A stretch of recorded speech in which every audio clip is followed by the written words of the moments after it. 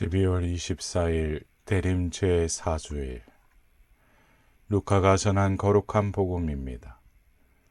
그때 하나님께서는 가브리엘 천사를 갈릴레아 지방 나자렛이라는 고을로 보내시어 다윗 집안의 요셉이라는 사람과 약혼한 처녀를 찾아가게 하셨다. 그 처녀의 이름은 마리아였다. 천사가 마리아의 집으로 들어가 말하였다. 은총이 가득한 이여 기뻐하여라. 주님께서 너와 함께 계시다.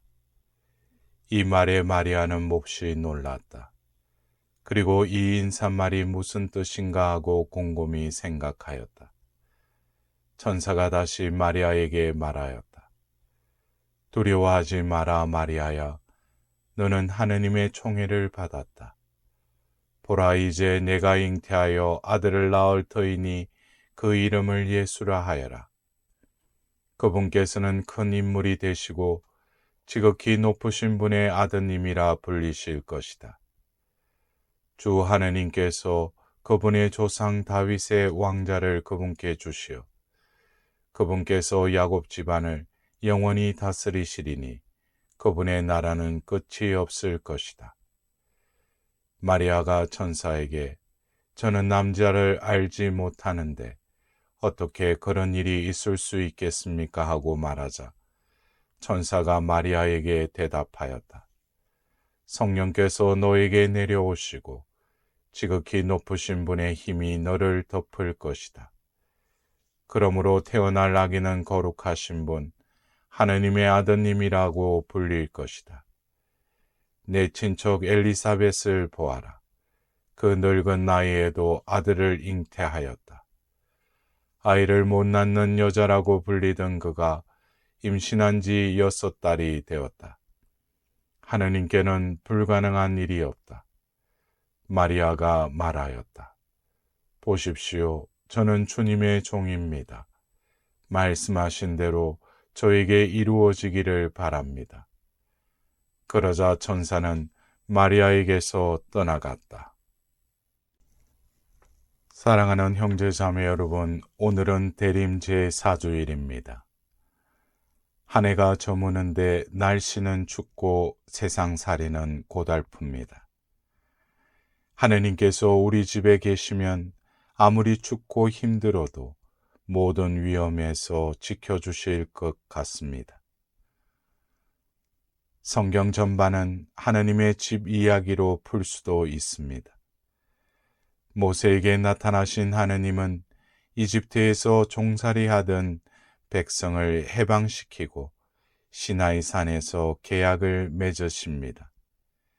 그 정표로 십계명을 새긴 돌판을 주셨고 이를 보관할 계약의 궤를 만들어 성막, 즉 천막에 모셨습니다. 이 천막 대신 하느님의 집인 성전을 지으려는 다윗 왕 이야기가 오늘 일독서의 내용입니다.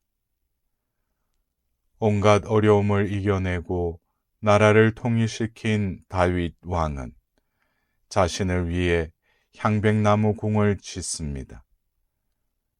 그런데 그제까지 그들을 지켜준 하느님의 현존의 상징인 계약의 궤는 아직 천막에 있었습니다. 죄송한 마음의 다윗은 이를 모실 성전을 지으려 합니다. 그러자 하느님께서는 내가 살 집을 내가 짓겠다는 말이냐 라고 하시면서 이제껏 다윗이 이룬 업적 모두가 당신께서 하신 일임을 일깨우십니다. 그리고 다윗이 하느님께서 머무르실 집을 짓는 것이 아니라 하느님께서 다윗의 집을 일으켜 세우겠다고 약속하십니다. 주님이 너에게 한 집안을 일으켜 주리라.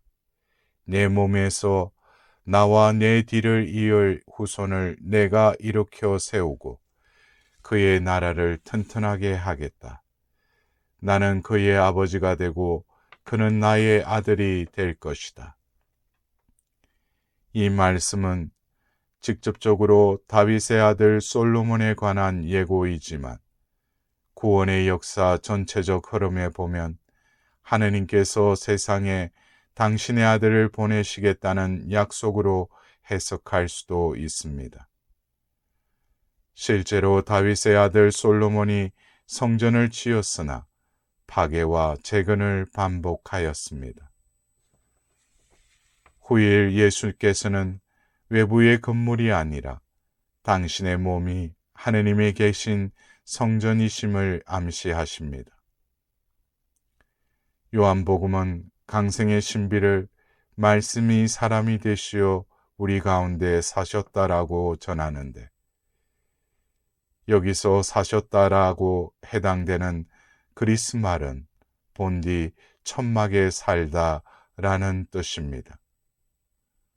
상징적으로 성전에 계시던 하느님이 이제는 말씀을 통해 상징이 아닌 실체로 세상에 오셔서 우리 가운데 천막을 치고 사시게 되었다는 소식입니다.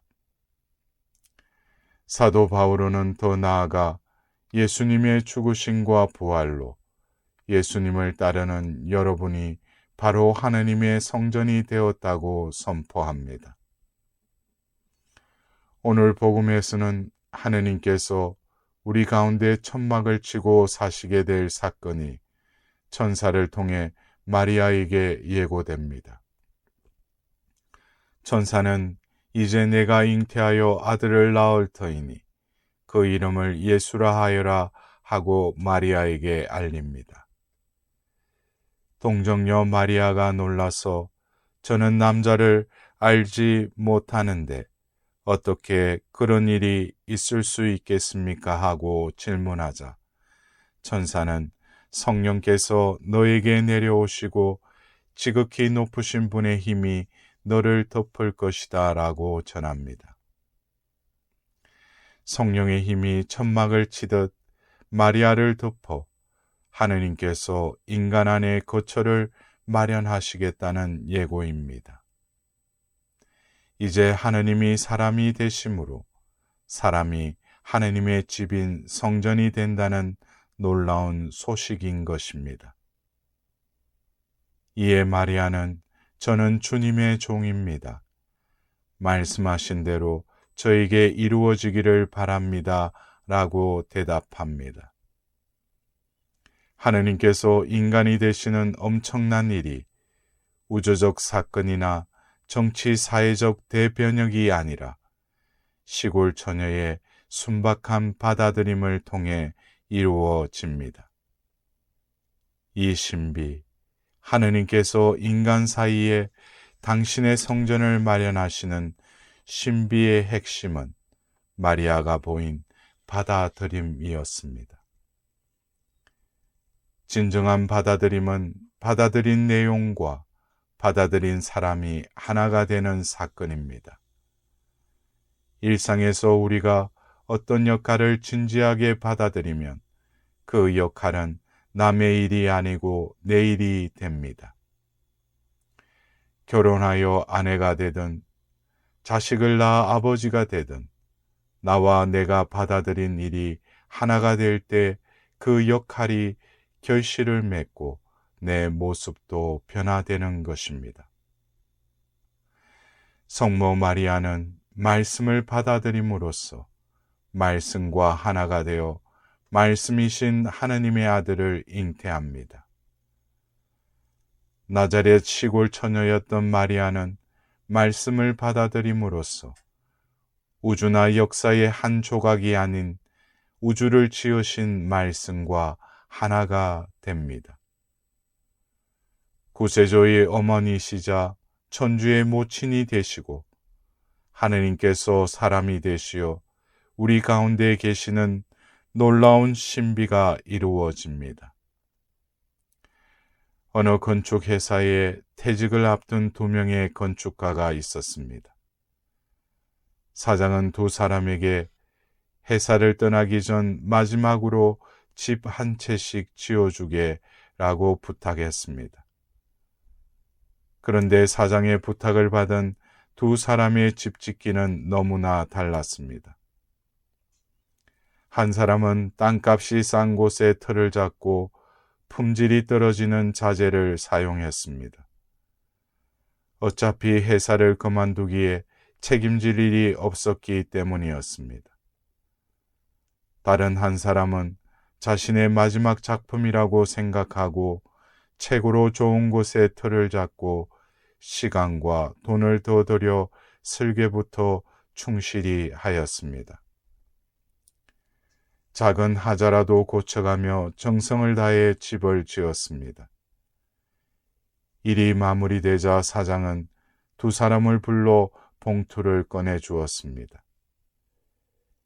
이건 자네들이 지금까지 나를 도와준 것에 대한 성의일세. 봉투를 열어보고 두 사람은 깜짝 놀랐습니다.